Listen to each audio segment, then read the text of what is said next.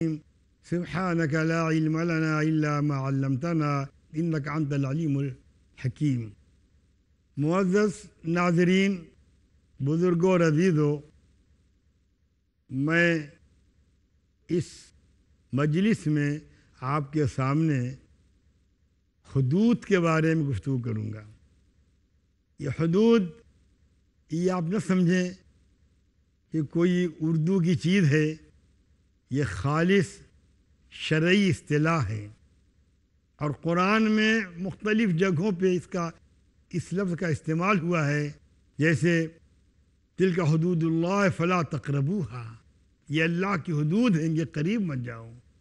کہیں کہا گیا وَمَن يَتَعَدَّ حُدُودَ اللَّهِ فَقَدْ ظَلَمَ نَفْسَهُ، جو اللہ کی حدود کو پھان جائے وہ ظالم ہوگا۔ اب یہ جاننا چاہیے کہ حد ہے کیا، جس سے جمع حدود ہے۔ اسلامی قوانین میں وہ قوانین جو سزاؤں سے متعلق ہیں، اور وہ سزائیں جن کا قرآن و حدیث میں بیان ہے، انہیں حد کہا جاتا ہے۔ جیسے السارق والسارقۃ فاقطعوا ایدیہما، چوری کرنے والے مرد اور چوری کرنے والی عورتوں کے ہاتھ کاٹ دو۔ تو چور کی سزا ہاتھ کاٹنا ہے، اسے حد کہا جاتا ہے۔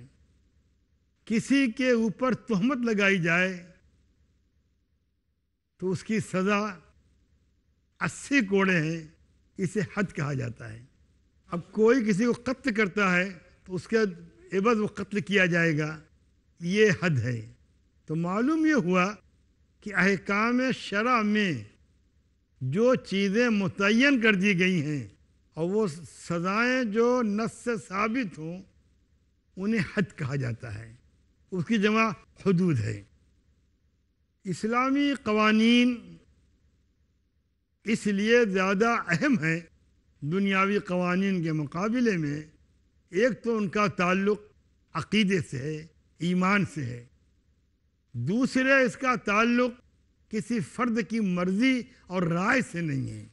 نام سن کر قانون سازی نہیں ہوتی، یہاں قانون بنا دیا گیا ہے، اب اس قانون کی زد میں جو بھی آ جائے۔ اور ہمارے حدود میں جو جتنا بڑا گناہ ہے، اس کی گواہی اتنی ہی پیچیدہ اور مشکل ہے۔ کیوں؟ اس لیے نہیں کہ لوگوں کو گناہ کرنے دیا جائے، اس لیے نہیں کہ لوگوں کو بچایا جائے، بلکہ اس لیے کہ لوگ غلط طریقے سے گواہی دے کر کسی انسان کو متہم اور مجروح نہ کر دیں۔ اسلامی شریعت کی روح سے ہر انسان پاک صاف ہے، کوئی انسان گنہگار نہیں ہے۔ اسلامی شریعت کی روح سے کسی انسان پر کوئی جرم ثابت نہیں ہے۔ اسلامی شریعت کی روح سے ہر انسان اپنے شہری حقوق کے ساتھ زندہ ہے، اس کو زندہ رہنے کا حق حاصل ہے۔ اب اس کے خلاف کے لیے گواہی چاہیے، دلائل چاہیے، ثبوت چاہیے، اور یہ دلائل وہ ہوں گے جن کو اسلام نے قبول کیا ہوگا، ریکگنائز کیا ہوگا، جنہیں تسلیم کیا ہوگا، اور شہادت کا وہ طریقہ ہوگا جو اسلام نے بتایا ہوگا۔ جیسے چور کی سزا ہاتھ کاٹنا ہے، تو سوال پیدا ہوتا ہے کہ کس چوری کو چوری کہا جائے گا اور کس چوری کو چوری نہیں کہا جائے گا۔ چوری یہ بھی ہے کہ کسی کے برتن سے بوٹی چرا لی جائے، اور چوری یہ بھی ہے کسی کی تجوری سے سونے کا ہار چرا لیا جائے، دونوں چوری ہے۔ تو کیا بوٹی چرانے والے پہ ہاتھ کٹے گا؟ یہ بات طے کی گئی کہ چوری وہ مانی جائے گی جو کم سے کم 10 درہم ہو۔ اگر 9 درہم چوری کی گئی تو چور تو کہا جائے گا، لیکن ہاتھ نہیں کاٹا جائے گا، کیونکہ ہاتھ کاٹنے کے لیے اس نصاب کا ہونا ضروری ہے جو 10 ہو۔ ایسے ہی شریعت نے ہر چیز میں دستور متعین کر دیا ہے۔ یہاں یہ بھی بتا دیا جائے کہ حضرت عمر رضی اللہ تعالیٰ عنہ کے زمانے خلافت میں جب قحط پھیلا ہے، اب بڑا بھیانک قحط،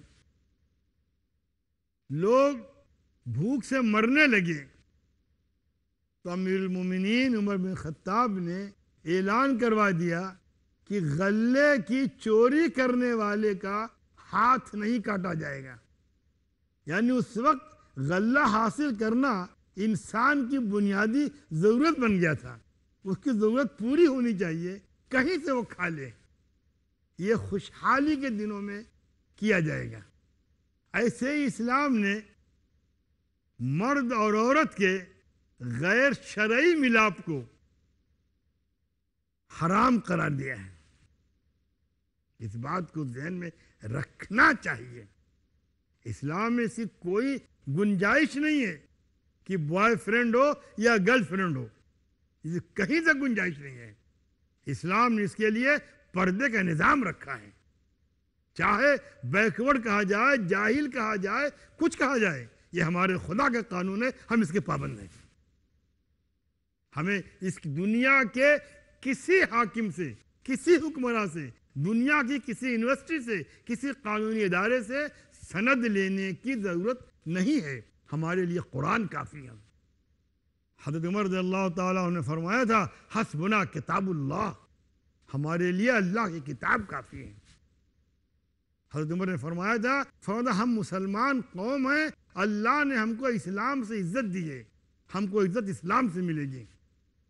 قرآن کے بارے میں کہا گیا، ان اللہ یرفع بہذا الکتاب اقواما ویضع بہ آخرین، اللہ اس کتاب سے کچھ لوگوں کو اوپر اٹھائے گا، کچھ کو گرائے گا۔ اس کتاب کا مطلب یہ نہیں کہ لوگ کتاب لے کے چلیں گے آگے بڑھ جائیں گے، کتاب پہ عمل کریں گے۔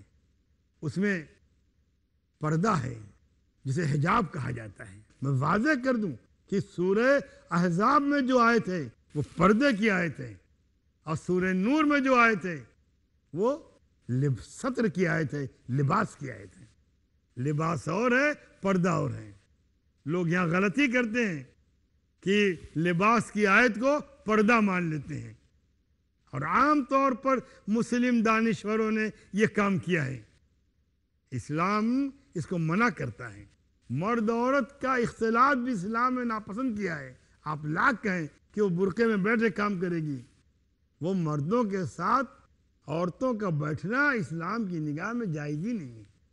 میں بہت ایمانداری سے، بڑی دیانت سے میں یہ بات کہہ رہا ہوں، پوری دیانتداری سے یہ بات کہہ رہا ہوں۔ میری بات پسند آئے یا نہ پسند آئے، میری بات اچھی لگے یا میری بات اچھی نہ لگے، یا میری بات بری لگے، لیکن قرآن جو کہتا ہے، حدیث جو کہتی ہے، ہم وہی کہتے ہیں۔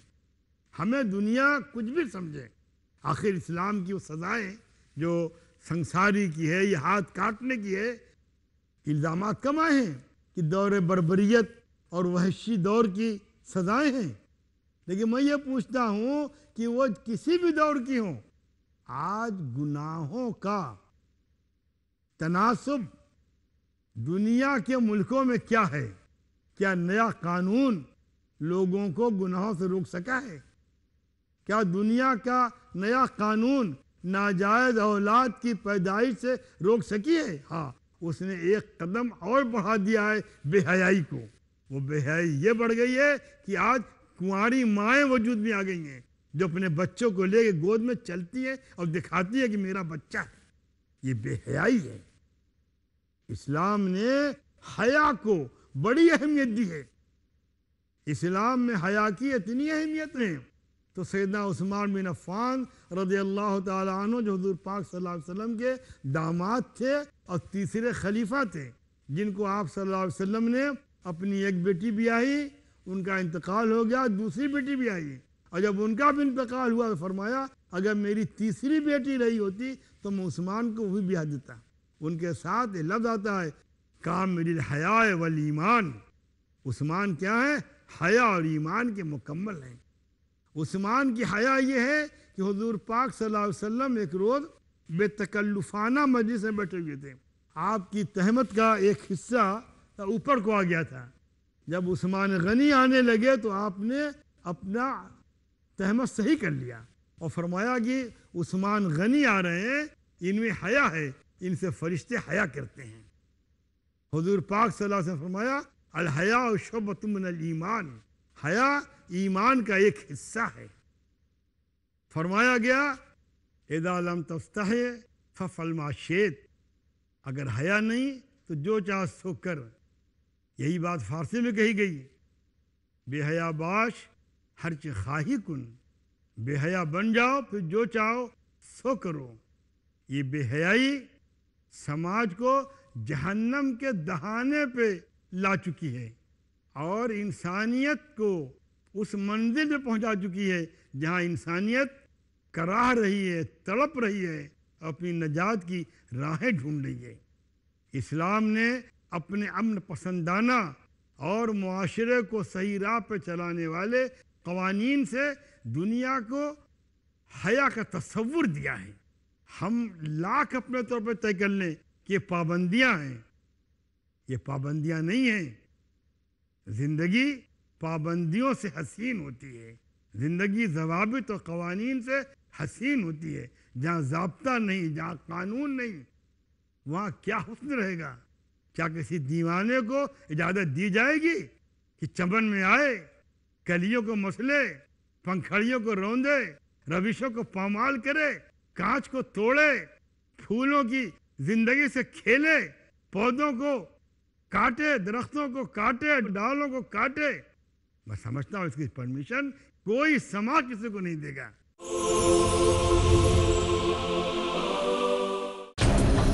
پیس ٹی وی پیش کرتا ہے 30 سے زیادہ علماء کرام،